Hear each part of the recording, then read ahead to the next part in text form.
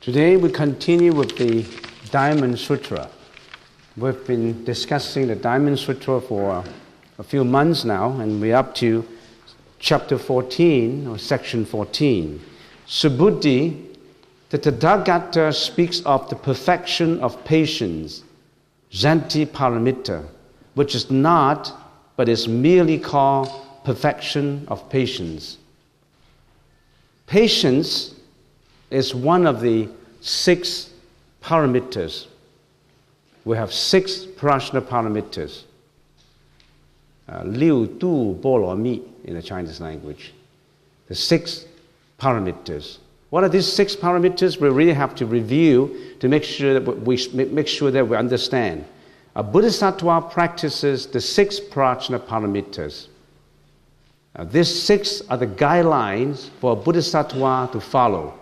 Now, what are these 6? Charity, morality, forbearance, or patience. In here, it is translated as patience or endurance. It's the same.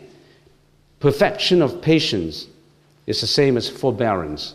So, charity, morality, forbearance, diligence, or energy or hard working, meditation, or concentration, or in the Sanskrit language, it's samatha and vipassana, and then wisdom. So these are the 6 paramitas, prajna paramitas, that a bodhisattva has to follow. Charity is generosity in material and spiritual, in the spiritual sense also. Material and spiritual sense. Almsgiving, donations, giving out your energy to help, rendering out your compassion. Charity. A bodhisattva practices charity, and we already have gone through it in detail as to the content of charity. So I'm not going to repeat. I'm just giving a general brief review, just some guidelines in reminding you of the 6 paramitas. Because now the Buddha talks about perfection of patience, which is the forbearance paramita. So charity, we know. Morality is conforming to precepts or disciplines. One has to follow the morality standard. So one cannot be practicing the Buddhist way without following a very high code of morality standard. A monk has 250 precepts to conform to. A nun, a bhikshuni, has 348 precepts to conform to. A layman has 5 precepts and the 8 precepts, and the samana has 10 precepts to follow to. So there's a whole canon of precepts, of vinaya, or praktimoksa, that one has to follow. So these are just the guidelines. Just precepts is another school of the Buddhist canon, studying just the vinaya, the morality standard, how you observe the morality standards. In your daily routines, what you can do and what you cannot do. If we just summarize it in a few words, what is morality standard? What is discipline? Discipline, morality standard, is something that in your daily life you can do and something you cannot do. There are certain guidelines. Charity is dana in the Sanskrit language. Morality is sila. Forbearance is shanti. And diligence is virya. Meditation is dhyana. Wisdom is prajna. Prajna is the perfection of wisdom. All these 5 need wisdom as the leader to lead the other 5. In other words, you need wisdom to lead charity, to lead morality, to lead forbearance, to lead diligence, and to lead meditation. So wisdom is the most important. What's the study of Buddhism? Nothing about God. Throw that word religion out that door. We don't need that word religion in here. In some sense, we don't need the word Buddha in here too. Throw it out. Wisdom. What's the study of the Buddhist teaching? It's the revelation of your wisdom, the enhancement of your wisdom. It's about studying yourself. Not studying an external God, no. Studying yourself. How can you better yourself by studying something external of you? You have to study the inner self of you. You have to understand more of you in relation to the external world. And this paragraph says that Tathagata speaks of the perfection of patience. What is Tathagata? Tathagata in the Chinese language is Ru Lai. That means the Buddha. The Buddha has 10 epithets, 10 names. One of the names is Tathagata. The other name is Bhagava, a world-honored one. So, in this paragraph, it says, the Buddha speaks of the forbearance paramita, which is not a paramita, but is merely called a paramita. If there seems to be a contradiction in there, if you don't understand the meaning of it. When the Buddha speaks of the forbearance paramita, do not let your thinking attach to it as a fixed dharma. That is called the dharma of forbearance. Of course, you have to practice endurance, you have to practice patience. That is merely called a dharma. But don't attach to the dharma. It's just merely called a dharma. All dharmas arise from causality, simultaneous causality. You really have to study the conception of simultaneous causality, cause and effect. All causes come together to become an effect. All causes come together to become such a dharma of learning to be endurable, endurance, to tolerate, to forbearance. But that is just a dharma. Don't attach to this dharma as something fixed, because a dharma is sunyata. Sunyata is empty. In the Chinese language, it's 空, 法也是空的, 我空, 法空, 法也是空的. Don't attach it as a fixed dharma. The dharma only helps you on the way to become the Bodhisattva and finally to Buddhahood. It's just like when you're in Nanaimo, you're taking the ferry, the boat to Victoria. You need the boat to Victoria, but once you get to Victoria, you got to leave the boat. You got to leave the Dharma. You don't say, this is Buddhism, and I use this Buddhism to arrive at that point. Then you get rid of Buddhism.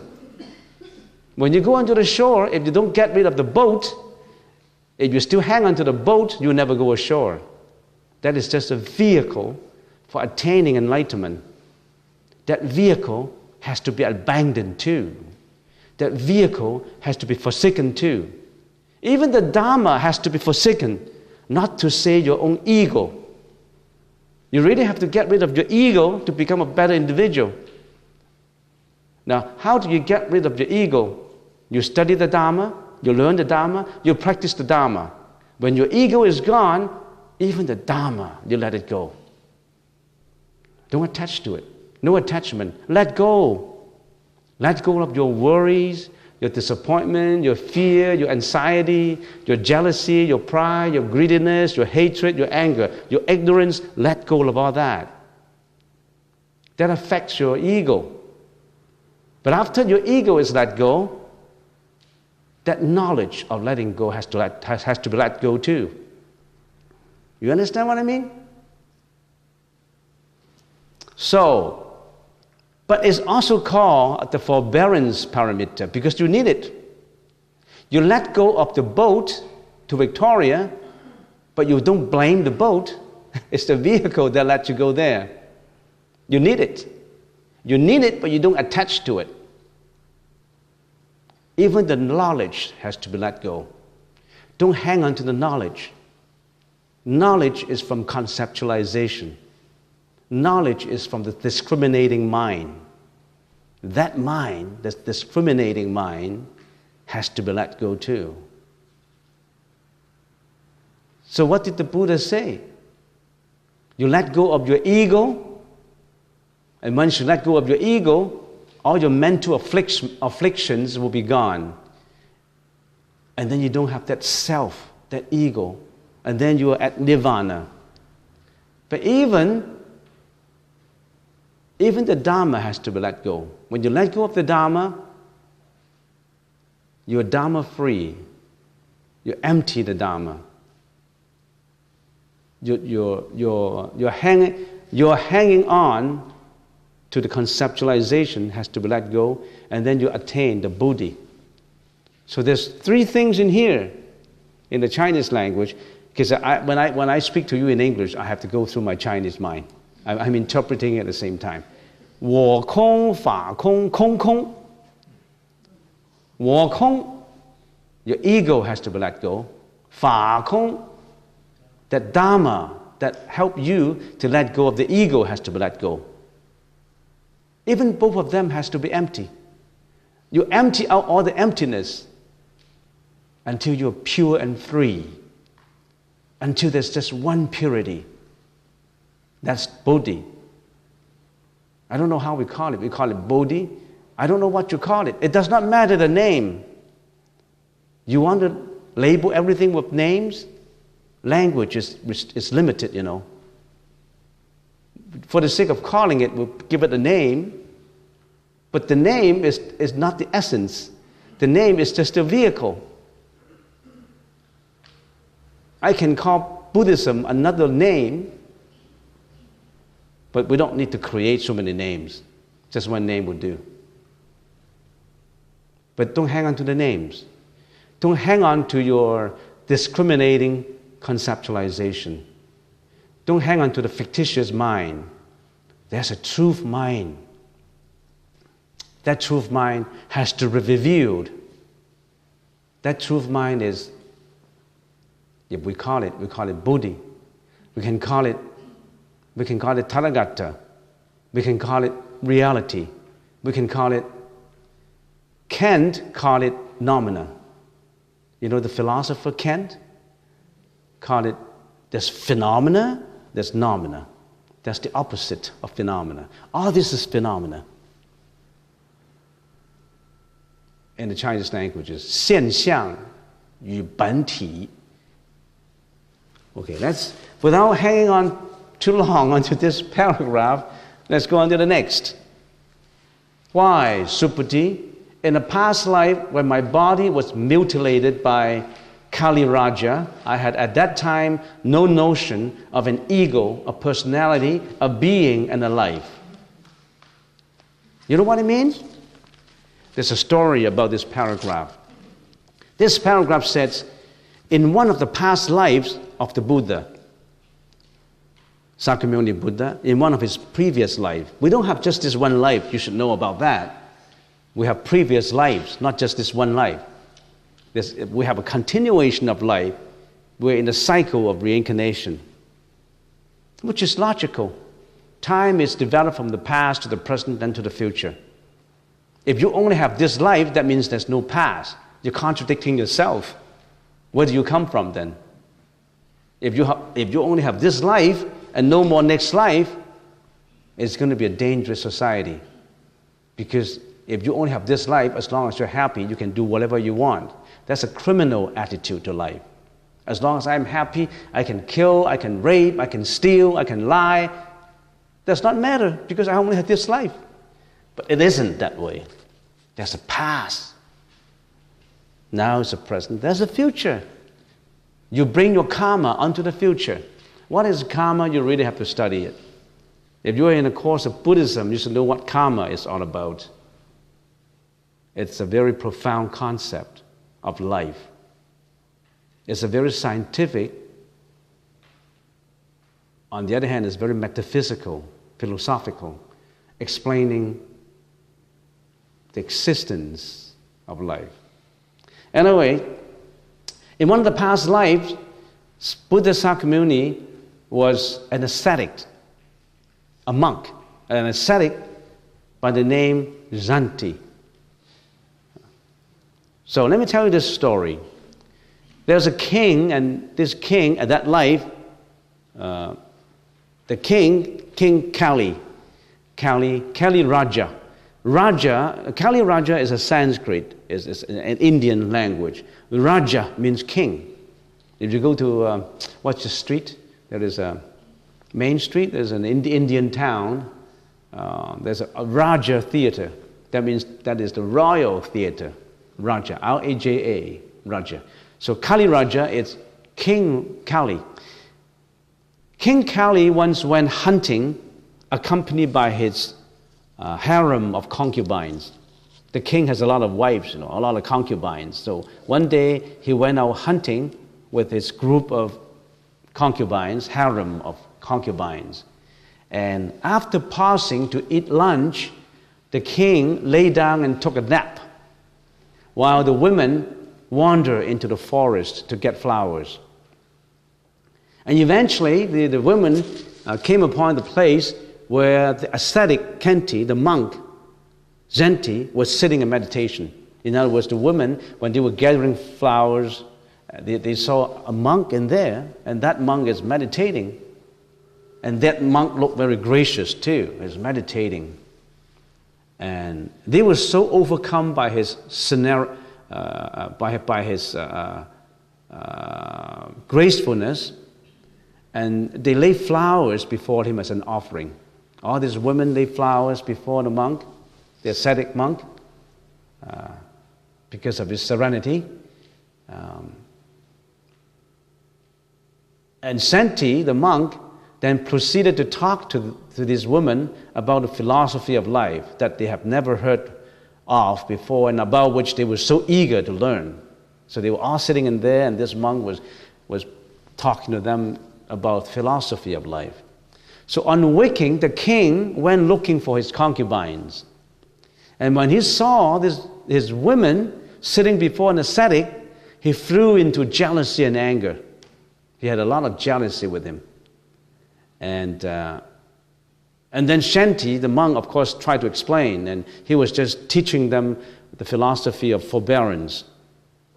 The king decided to test Shanti, and he said, "You said that you practice forbearance, and you are teaching such philosophy to my concubines. I think you are just trying to brag yourself and arouse my women's attention and admiration. Now I want to test you whether you are really practicing, forbearance. I want my gods to cut off your feet, your hands, your nose, your ear. And I see if you can endure such cruelty.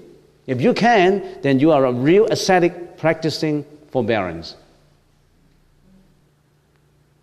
So that was an order from the king. If I'm the ascetic, I would have run away, tried to run away at least. But Zenti was sitting in there, so the god started to cut hands off, all the limbs off, ear and nose. Proceeded to cut off the ascetic's hands, feet, ear and nose. But the ascetic Zenti remained unmoved and was able to forbear such cruelty. Not a groan of suffering or anger from him in the process of mutilation. Now the king was moved. He now knew that Zenti is a saint. He was able to endure such cruelty. And he asked for Zenti's forgiveness. "Oh, please forgive me. You are a saint. It's because of my anger, my jealousy, and my hatred that I order my gods to mutilate you." And then Zenti said, "If there is no anger in my heart, may my body be restored to its original conditions with hands, feet, ear, and nose." And as a result of the merit Zenti had accumulated over many lifetimes, his body was instantly restored to its original condition. So this Zenti, this ascetic monk, was a previous incarnation of Buddha Sakyamuni. At one time, he was that monk, and later he became Buddha Sakyamuni. And King Kali was reborn as Kaudinya, the Buddha's first disciple. Because Zenti made a wish that I would be teaching you to get into Nirvana when I become the Buddha. And then so this King Kali later became his disciple in many, many lifetimes later. And his name is Kaudinya. So this paragraph says that Why Supati, in the past life when my body was mutilated by Kali Raja, I had at that time no notion of an ego, a personality, a being and a life. He had no notion of that because he does not have an ego and he didn't have an ego anymore. Do you still remember the concept of ego, personality, being and life? You have to remember it to understand this sutra. Let us do a brief review. It's important. The sutra says that bodhisattvas must liberate all sentient beings from suffering. So the Buddha's teaching is not just about yourself. Being a bodhisattva, you have to help others first. By helping others, you help yourself. In other words, your compassion is unconditional. You don't say, this is my relatives, I help my relative first, and then my closest friends, and then I start to help others. There's no condition, no discrimination. The bodhisattva is he renders his compassion unconditionally. So, a bodhisattva must liberate all sentient beings from suffering. Although immeasurable number of living beings are thus led to nirvana, or the extinction of reincarnation, yet the truth is that not a living being has been liberated. Why? Because if a bodhisattva still has the notion of an ego, a personality, a being and a life, he's not a bodhisattva. If a bodhisattva say, I'm helping you, you are my follower, I am your helper, I come to you as a savior, now you listen to me. No, a bodhisattva don't practice that way. A bodhisattva is one with the person being helped. There's no false notion of the giver, the recipient, and the act of giving. It's all one and the same level. No discrimination. We're all one, not two. So what is the meaning of this? When the bodhisattva renders help, renders compassion, he's without an ego, without personality, without beings, without life. What does that mean? You really have to know this fourfold concept or fourfold notion. What is ego? What is this ego? You have to get rid of this ego. You must get rid of this fallacious notion of an ego. What is that ego? That ego is the I. That problem is I, the individual, the subject, the giver. What is this I make up of? What is this ego make up of? The body and the mind, the five skandhas, Wu Yun. What is the ego make up of? What is the person? What am I? Who am I? You got to analyze yourself. Who am I? I am made up of, in common English, is the body and the mind. In the Buddha's profound, detailed teaching, it's not just the general expressions of the body and the mind. What is this body? Body is matter, molecules, protons, electrons, right? The body itself has no spiritual sense in it, just the body though. Your heart, your lung, your limbs, your hands, your flesh, your blood, the body. But other than the body, you also have the other four skandhas, which is the spirituality of you. What is that? There's perception, conception, volition, and consciousness. That is you, that is me. So it's the five skandhas. Skandhas is a Sanskrit word. It spells S-K-H-A-N-D-A-S. In common English, it's the five aggregates. The five aggregates that make up of I. And you think I have an identity? This is I, this is you, this is my interest, this is my possessions, this is my country. You're not going to intrude into my land. If you're going to intrude into my land, I'm going to do something to defend and drive you out. It is always you and I and they and he. It's all this discrimination that creates troubles of the world. These five come together on causality. Each one of these skandhas does not have its own nature. It is impermanent. It is fictitious. It exists though. It is fictitious. It causes an effect. And it dies out later. But we are attached to it. We attach to it so much that we can kill for it. We defend it. We protect it. At the expense of others too. So this ego, we are always living like this is a good example. This is an ego hall with all this war surrounding us. We can't see outside because it's so comfortable in that ego zone, comfort zone, that we don't want to go outside. This is I. And we're attached to it. We're attached to the ego. And the Buddha said, let go of your ego. Assuming that we are in this prison, ego prison, this bondage. When the ego is gone, all these walls of the ego crumble down, and what do? You can see the whole outside world, unlimited horizon. Right now you are in restricted wisdom. But when all the walls are crumbled, you can see the whole universe. The Buddha said, when you practiced enough, all the walls of your prisoned ego, of your ego prison, are gone. You can see the whole horizon. Your view is unlimited. Your power is unlimited because you can go out. You go out of your ego prison. We're all locked up in our own ego. We're comfortable in it. That's ego. Personality. What is personality?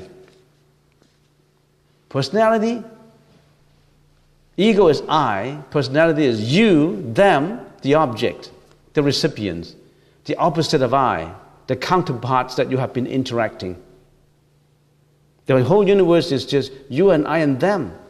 All these personalities is all other sentient beings. That's personality. We're attached to them. We're attached to our loved ones. We're attached to our relatives. We're attached to many, many things about many, many beings. Because of our attachment to love, when the loved ones passed away, you cry, you're grief-stricken, you're sorrowful. You went through a lot of difficulties. Personalities. And then beings. What is this? Beings. Being is because you're attached to I, the subject, and them, the objects. So comes the arising of subject and object, the giver and the recipient. You live in a world of duality. You live in a world of love and hatred, rich and poor, healthy and unhealthy. You live in a world of discrimination, of stigmatization, of labeling. We all live in that world. The Buddha said that's not the right attitude to life. You don't stigmatize. You don't label. There shouldn't be any discrimination. It should be all purity, the purity of mind. So, beings include not just the sentient beings, it includes everything. So, ego, personality, and beings. By the way, what is the universe? Time and space. I always repeat, what is this whole universe made up of? In two dimensions, time and space. Space is what? Sentient beings and non-sentient beings, ego, personality, and beings. That's space. So let go of space. How about life? What does life mean? Because the fourfold concept include ego, personality, beings, and life. What does life mean? Life means continuation of time. That permanence fallacy. We always think that we live permanently. We always think that things will remain. Things will be the same. Things will be unchanged. But we are contradicting ourselves. We see everything is changing. Everything is fleeting. There's nothing that is not changing. Nothing is permanent. But yet, we always forget about that concept. We continue to be greedy. We continue to be jealous. We continue to be doing what we shouldn't be doing. So that's time. We're attached to time. We're attached to the continuation of life. We're attached to permanence. There's a poem which is quite interesting in the Chinese language, and I really have to repeat it in the Chinese first. 一日无常道，方知梦里人。万般带不去，唯有业随身。Let me translate it for you. Only when one day death comes do we realize life is but a dream. Nothing you can take with you except your own karma. You can take your bank account, your property, your house, your boat, your wife, your children. Nothing you can take with you. What can you take with you? Your karma. Bad karma, good karma, indifferent karma. So you watch your action, your speech, your thought. All that register as karma. Nothing tangible you can take with you when you died. Not even your body. You treasure this body. You treasure these 5 skandhas. You selfishly, egoistically treasure your body, but you have to let go one day. Not even your body you take with you. Some people say, "Oh, Venerable, you're too negative. You make me very disappointing. Life is not interesting anymore. We're going to die. No ego, no personality, no life, no beings. Everything is so gray, so hopeless." Do you think that way? No. Because we know all this concept, we know that we have to work hard. Because we know that everything is impermanent. Because we know that there is suffering in the world, we have to find a way to get away from suffering. 2,600 years ago, when the Buddha was a prince, he was locked out from the outside world because the king didn't want his son to be an ascetic monk. He just wanted his son to enjoy the luxuries of life, not going out. But one day he got out, and he saw, it's good to repeat it for people who have been here for quite a while. It's good to repeat it and so that you know about it. He went out the city, and he saw 4 phenomena. One is sickness, one is death, and one is aging. And there's another one. He saw a monk walking gracefully, and he asked, "What do you do?" "I saw aging, I saw sickness, I saw death. I'm learning the way for liberation.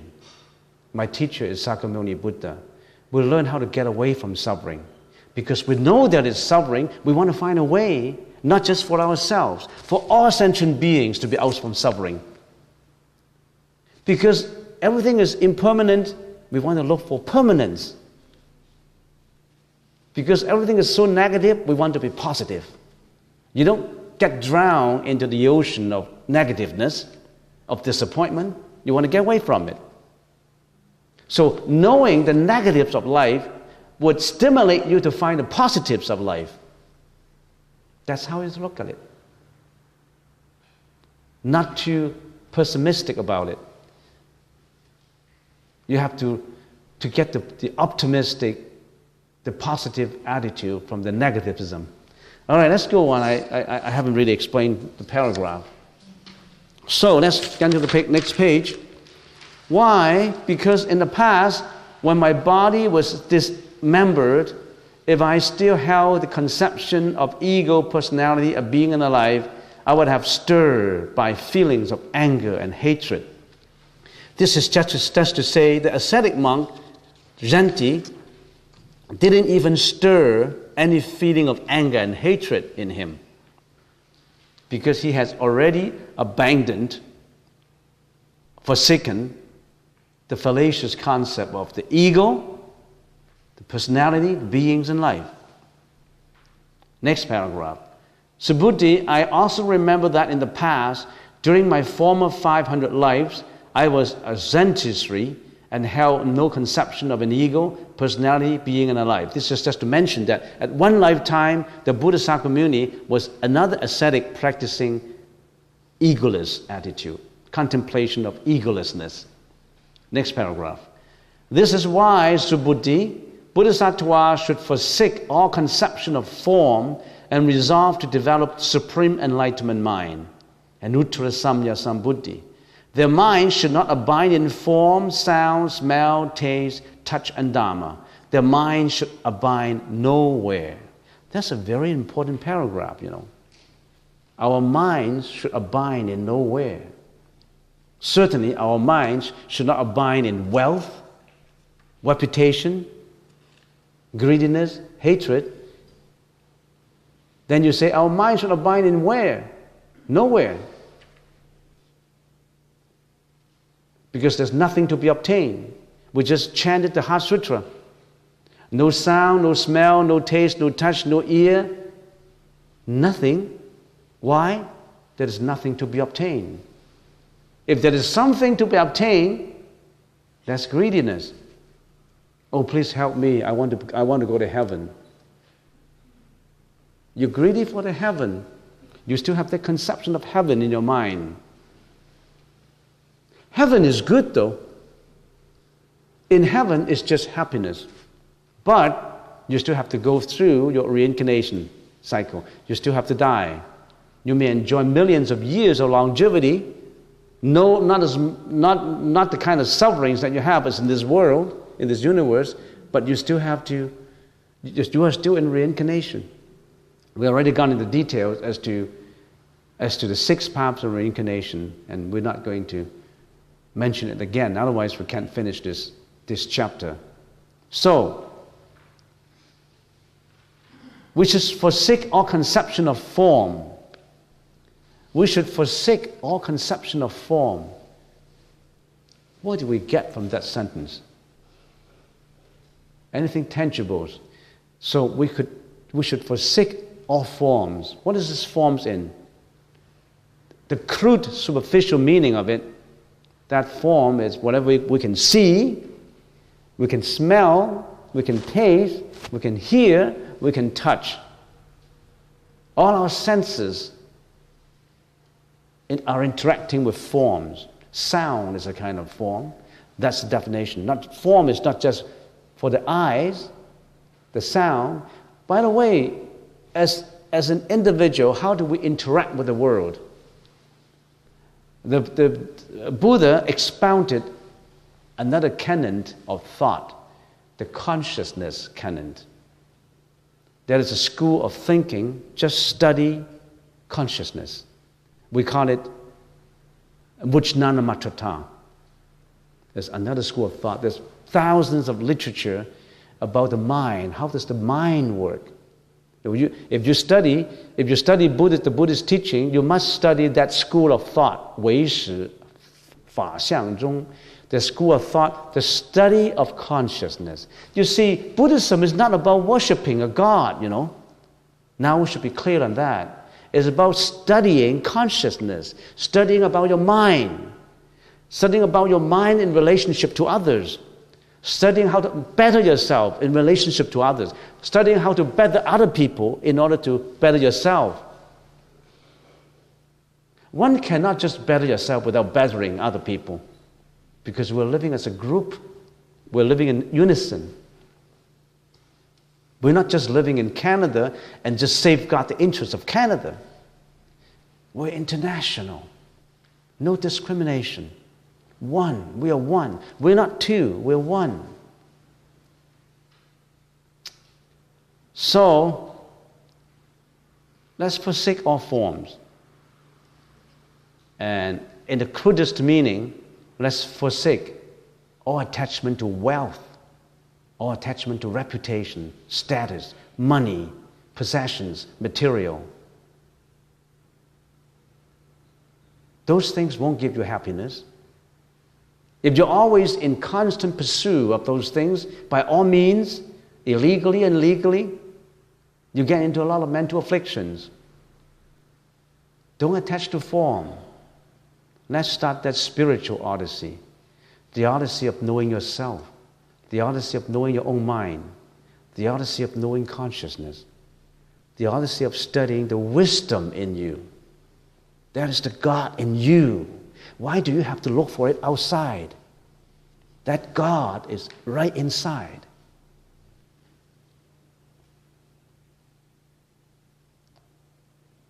And that God is not explainable.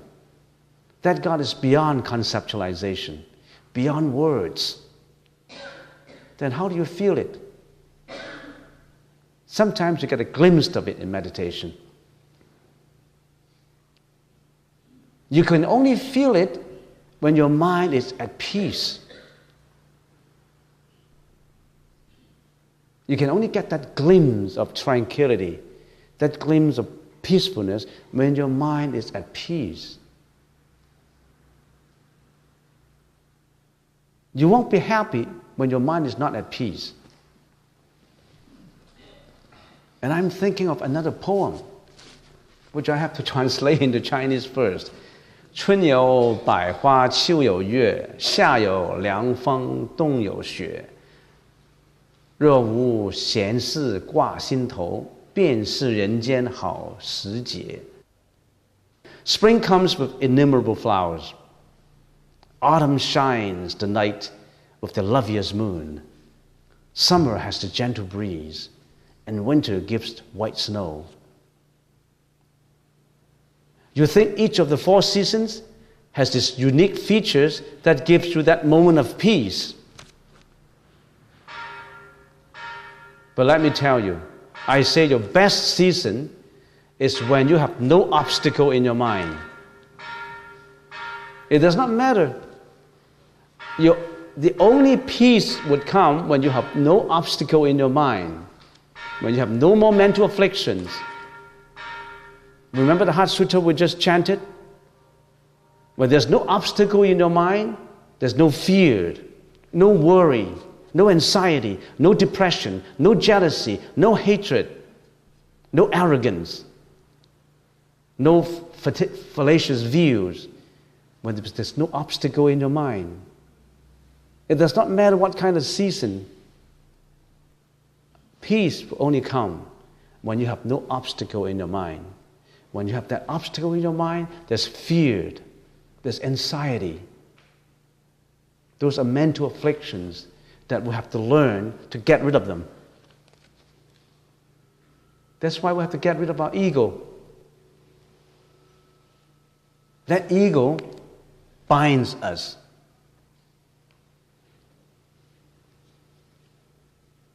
What does that ego use to bind us?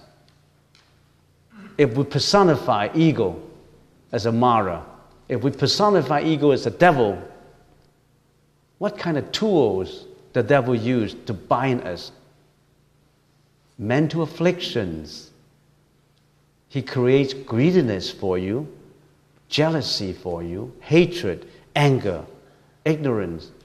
They create all these things for you. And you fall for it. We all fall for it. Because we're so comfortable with that evil. He's the closest friend. How close is your friend? What is the closest? We have a friend, a bosom friend. Look at what a bosom is. Bosom is here. How close is your friend? That the best friend is very close to you. How close? Your heart, your bosom, your mind. It's so close that is actually nobody else, your own mind. You think there is under the devil, which is a third party. You think of a first party, a second party, a third party. You always think that as a third party. That's not a third party. That is a first person singular. I, me, that ego, that devil, that Mara is nobody else. It's your own mind. You create your own mind. You create your own mind and you fall for it. It's interesting. It's like psychology. Nothing about worshiping. It's psychology.